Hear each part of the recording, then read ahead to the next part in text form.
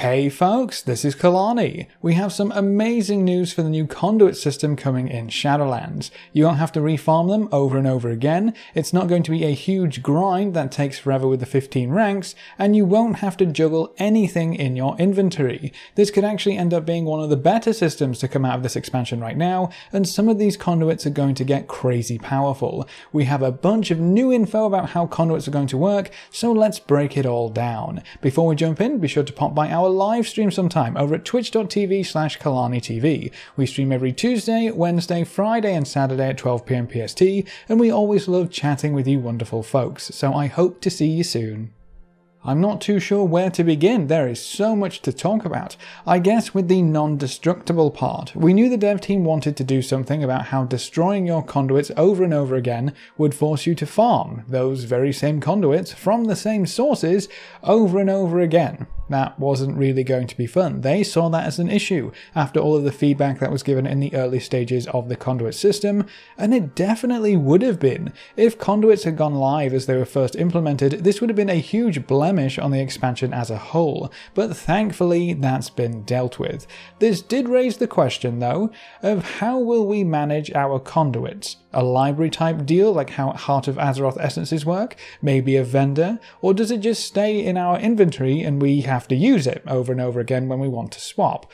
The blue post today said they've decided to go with a library of conduits, a permanent collection. When you loot a conduit, you'll be able to bring it back to your covenant to unlock it in your collection, and then after that you can just use that conduit over and over again as many times as you want.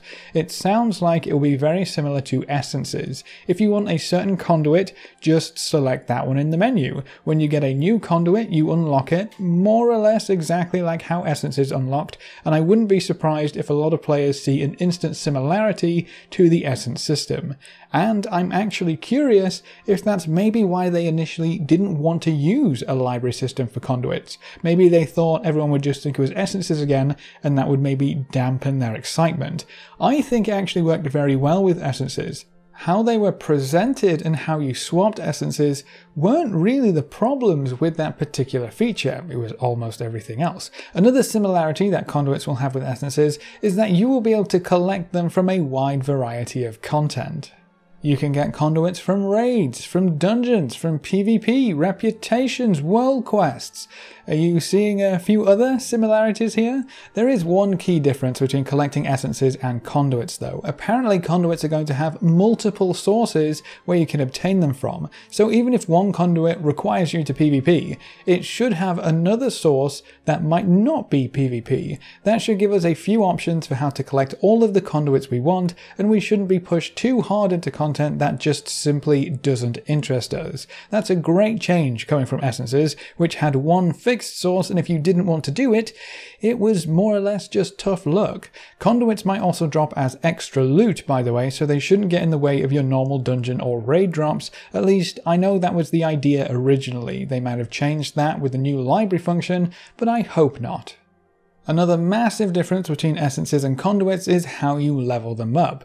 We now have confirmation that conduits will in fact have multiple ranks. A blue post didn't mention how many, but Wowhead is still data mining 15 ranks for each conduit as they come in. What the blue post does say is that the power of their effects will increase with the item level of a conduit. So this isn't going to be another massive rep grind, or honor grind, or kill a raid boss 5 times and combine enough special items grind.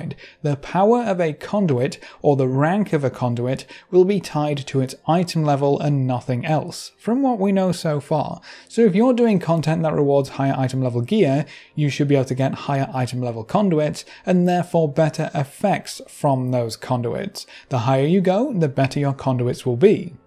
This means two things right out of the gate. Your conduits aren't really an extra grind. Sure, you'll have to run some content more than once if your conduit isn't a guaranteed drop and you get a bit unlucky, but for the most part, you will get your conduits as you gear yourself up. There's no separate grinds there for you to worry about. As long as you're doing content to gear up, you're doing content to progress through your conduit ranks or levels. That is a good thing in my opinion. One less thing to worry about at max level in Shadowlands. On the flip side of that, this also means that your potential with the conduit system is directly connected to your item level. If you do not do mythic raids, you might not be able to get the best conduits. If you don't push mythic plus dungeons, the same may hold true. We have no idea how the item level and rank system lines up, so they might cap it out at heroic raiding and at a mythic plus 10, or somewhere similar to the actual rewards from that content. Or this could be another way to reward the players who push the cutting edge of progression. We just don't know yet. We'll have to wait to get our hands on this, which could be as early as next week, but this could be a very important factor because a lot of these conduits seem to have some incredible potential. I'm also very interested to see how reputation conduits or world quest conduits scale in the same sort of way. Those might actually be accessible to everyone, which means they might put a cap on how high you can go with raiding or mythic plus before you reach the top level of rank. But again, we'll have to wait and see. When the 15 ranks were first discovered, it caused a bit of confusion, but now that we have a few more pieces of the puzzle, it's starting to make a bit more sense. If you're curious about how ranking them up works, by the sounds of things, when you loot a higher item level conduit and take it back to your covenant, you'll just upgrade it in your collection. So that sounds very simple and straightforward. One huge problem that I do foresee is just how much of our throughput and damage will end up coming from conduits. A new one for paladins right now increases the holy damage a target takes by 15% when you hit them with Avenger's Shield. That's just a straight 15% damage boost for a prop paladin because all of the damage is holy, and because chances are Avenger's Shield is going to hit most of what you're tanking unless you have a massive pull. You can combine this with a few others, like Shield of the Righteous deals 100% more damage to targets affected by Judgment, to deal some pretty insane damage, and these effects are the lowest available for that conduit. That's rank 1. The holy damage increase scales all the way to 45% from what the files currently tell us. 45% extra holy damage on any target you hit with an Avenger's Shield? How crazy is that? That's only the tip of the iceberg when it comes to conduits as well, and I know that everything numbers wise could change between now and launch.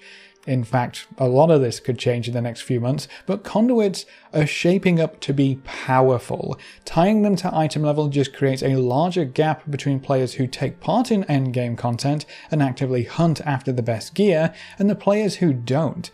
It is going to be very interesting to see how they balance that new divide. I'm still very happy that conduits aren't tied to a grind similar to the essences from BFA though, so this is still a huge net positive in my opinion.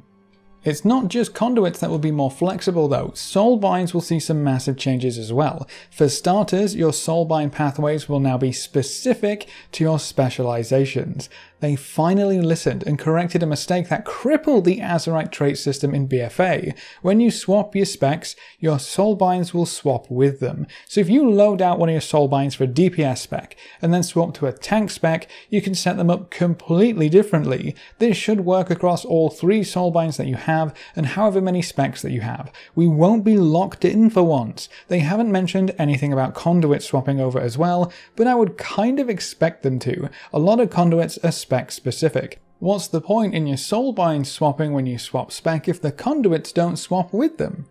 Hopefully they won't make that incredibly silly oversight, but this means you don't have to have one soulbind for each spec. You can set them up however you want, which will be an amazing amount of flexibility within the system, because remember, you can swap soulbinds very easily. You might not be able to reset them if you aren't on your Covenant Sanctum, but you can swap between them in any rested area. That means you can set up one for AoE DPS, single target DPS, and maybe solo DPS, and then when you swap to tank, you can set them up again for AoE tanking, raid tanking, and solo tanking, and all of that will be saved for you. That is a fantastic change in my opinion, and I'm happy that the dev team is showing that they've learned some lessons from the failures in BFA. Now, there is one rather large restriction that the dev team has introduced with this. With all of these changes, they've decided that locking your conduits in would be a good idea. Not forever, you can still change things, but you can only change or respec your conduits once per week. So if you want to set up a single target loadout and then swap it out for an AoE loadout, you won't be able to swap back until the next week.